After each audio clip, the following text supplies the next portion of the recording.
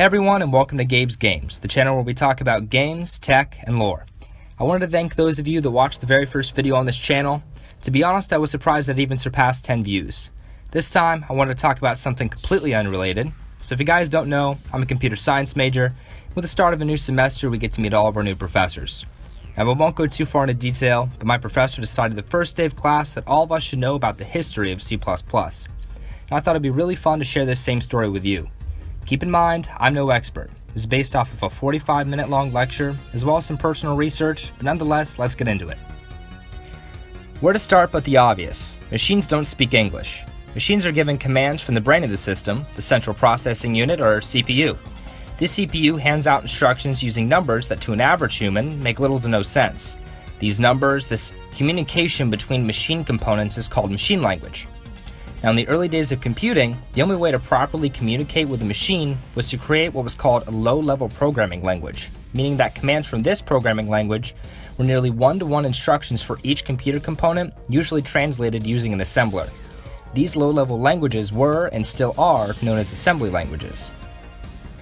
Now, assembly language was all the rage during the early years of computation, but it wasn't long before programmers wanted a high-level programming language, or a language with a higher level of common language elements, which would make the code easier to read and write. High-level programming languages had already been introduced to limited success, but it wasn't until a little language called Fortran, that's right, not 4chan, but Fortran, hit the scene. John Backus was a radio technician and mathematician turned programmer for IBM in the 1950s. Working on several projects involving high-level programming languages, it wasn't until 1954 that Backus and a team from the company began development on the IBM Mathematical Formula Translation System, or Fortran for short.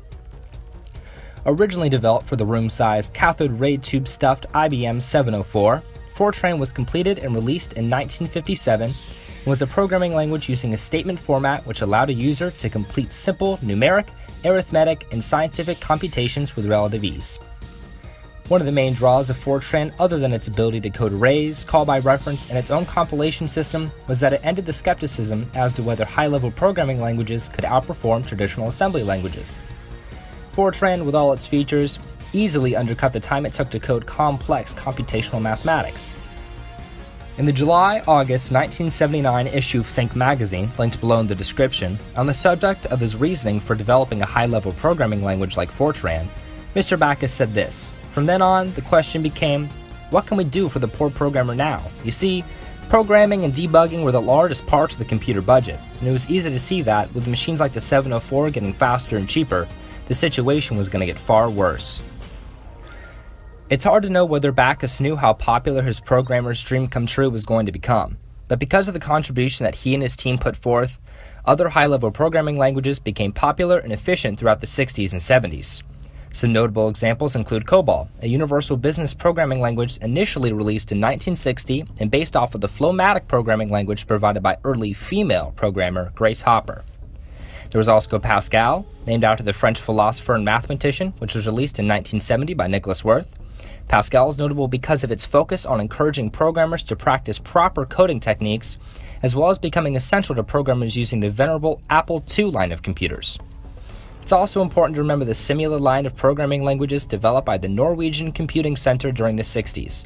Simula is notable as it is considered the first example of an object-oriented programming language. Now, I know I just handed out a lot of information, and a lot of it might not seem like it pertains to C++, but these were stepping stones for the conception and eventual creation of a language like C++. The next stop on our journey through time and space takes us to Cambridge University in England during the early 1960s.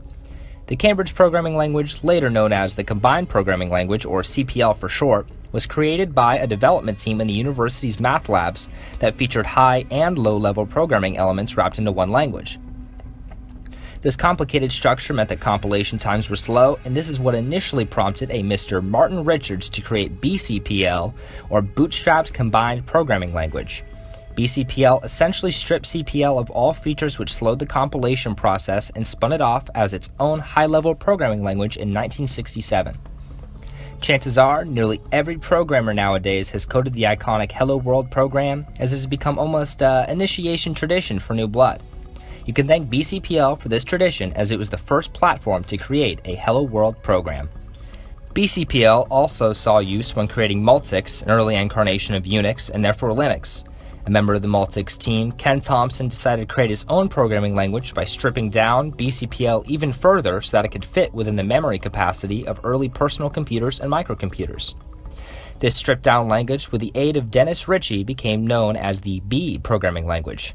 It's unclear as to whether B was named for the bootstrap in BCPL, B for Bond, referencing the Bond programming language, or B for Bell, as in Bell Laboratories, where Thompson and Ritchie were employed at the time. Either way, B's success was limited in the 70s, but Ritchie stuck around to add new features to the language until he began development on New B, or NB, later known as C, because, it's the next letter in the alphabet. C was completed by Dennis Ritchie with help from Bell Labs in 1972 and set itself apart by using a unique form of recursion which allowed C to utilize the efficiency of assembly language compilation with the luxury of modern programming practices. For those of you who don't know what recursion is, it's a nerdy word that basically means solving a problem by solving smaller versions of the same problem. Using recursion as well as a modular method of code construction meant that C was able to communicate with machinery in a simpler and therefore faster way.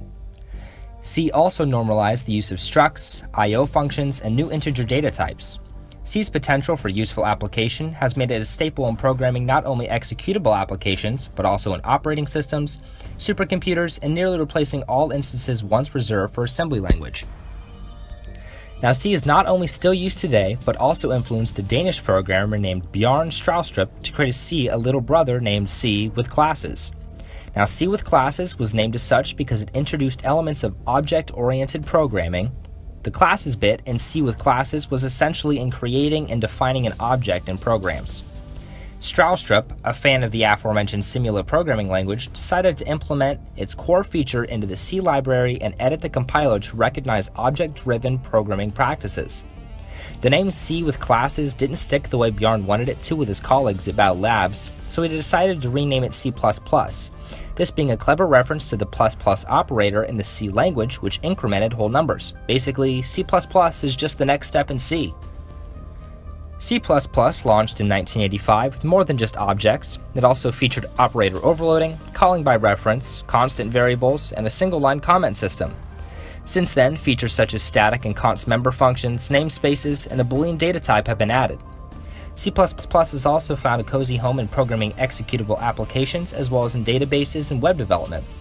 With all the good C++ has brought to the programming world, it has garnered criticism from many influential minds because of the complexity it adds to a programming language made to be easy to understand and code, directly reversing the simplification process BCPL underwent to eventually become C.